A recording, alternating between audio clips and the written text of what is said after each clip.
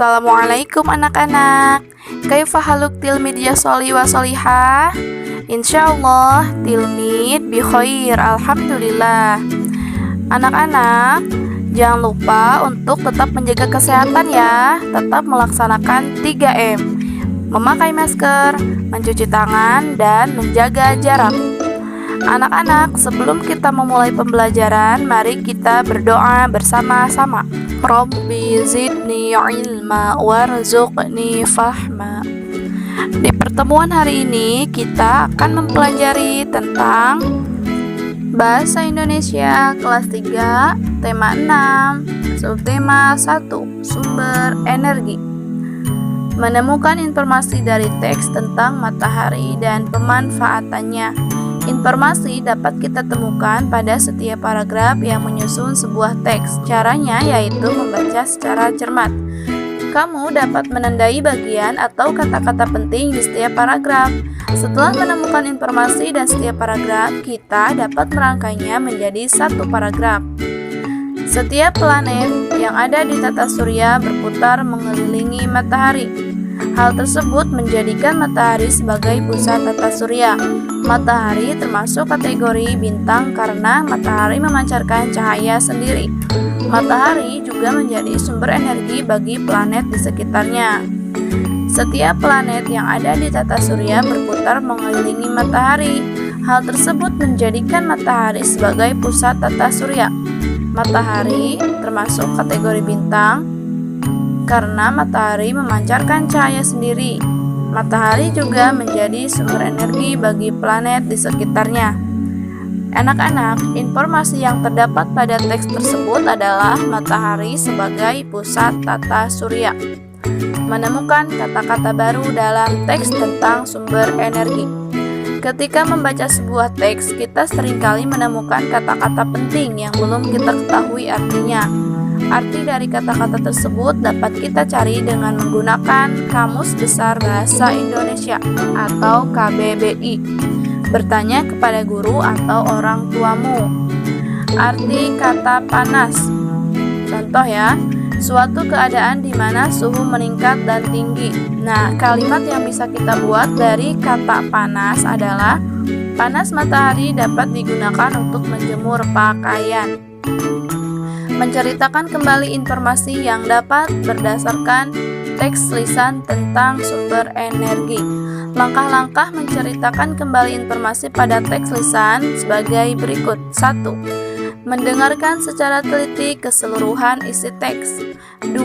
Mencatat tokoh, peristiwa yang terjadi, atau jalan cerita pada setiap paragraf.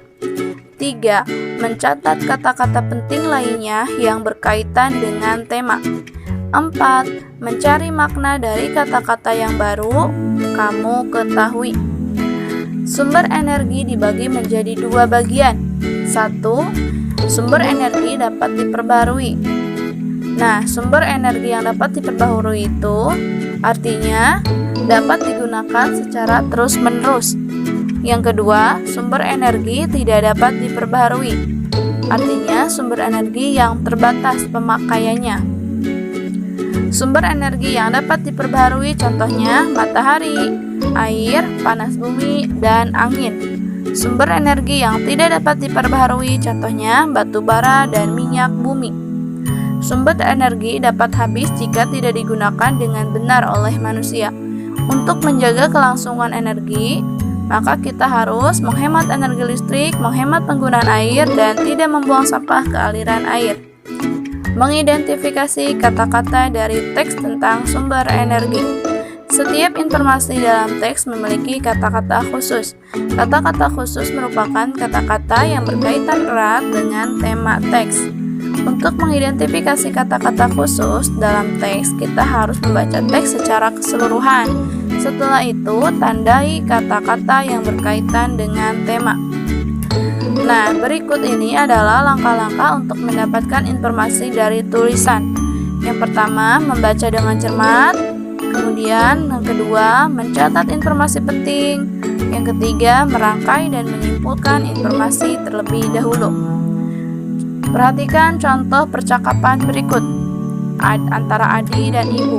Adi, Bu, mengapa gas di dalam tabung bisa kosong? Ibu menjawab, sebab gasnya digunakan untuk memantap api agar kompor menyala. Saat ini gasnya habis sehingga kompornya tidak bisa digunakan. Adik, jadi gas merupakan sumber energi dari kompor ya Bu? Ibu, betul adik, gas merupakan salah satu sumber energi.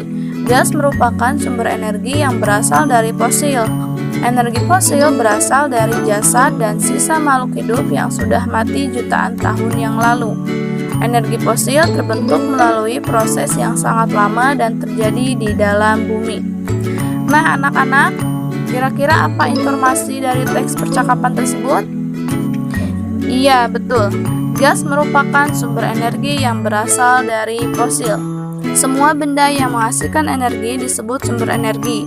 Tuhan menciptakan bermacam-macam sumber energi. Air dan udara adalah sumber energi. Tumbuhan dan hewan adalah sumber makanan.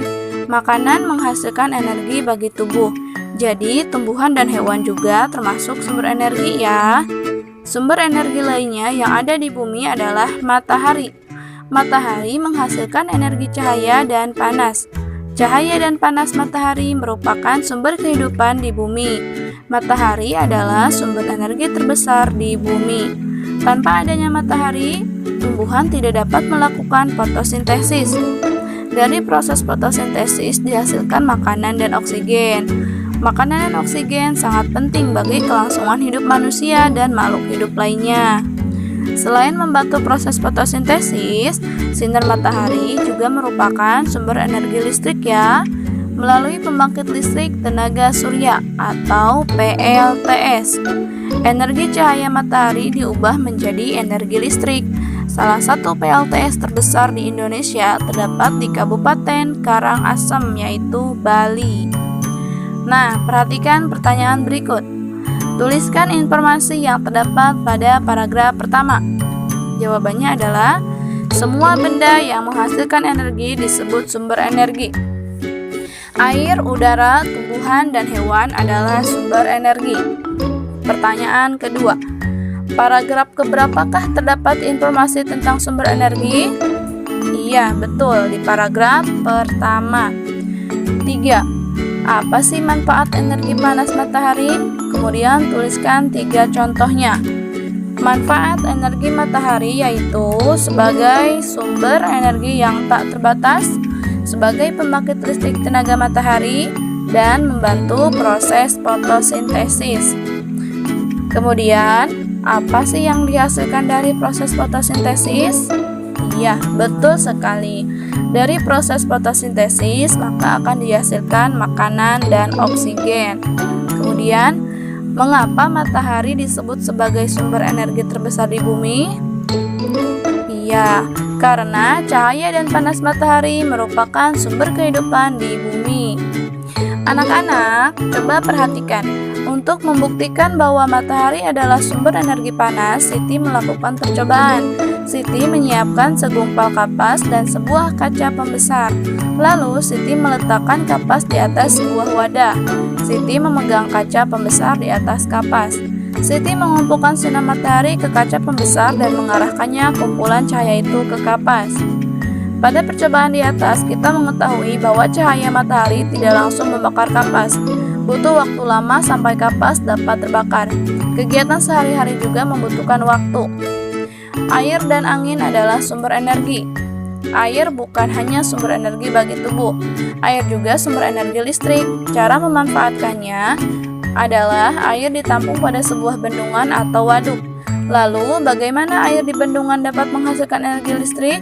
Caranya adalah air di bendungan dialirkan. Aliran air ini memiliki kekuatan yang disebut energi atau energi kinetik. Energi kinetik air menggerakkan kincir atau turbin. Gerakan kincir air akan menggerakkan generator listrik. Generator listrik inilah yang membangkitkan energi listrik. Bendungan atau waduk yang dimanfaatkan untuk menghasilkan energi listrik yang disebut pembangkit listrik tenaga air atau PLTA. Nah, berikut ini adalah salah satu atau nama-nama PLTA yang ada di Indonesia. PLTA Jatiluhur berada di Purwakarta, Jawa Barat. PLTA Maninjau berada di Agam, Sumatera Barat. PLTA Karangkates berada di Malang, Jawa Timur. PLTA Sigura-gura berada di Somorea, Sumatera Utara. PLTA Musi Kapahiang, Bengkulu. PLTA Gajah Mungkur berada di Wonogiri, Jawa Tengah.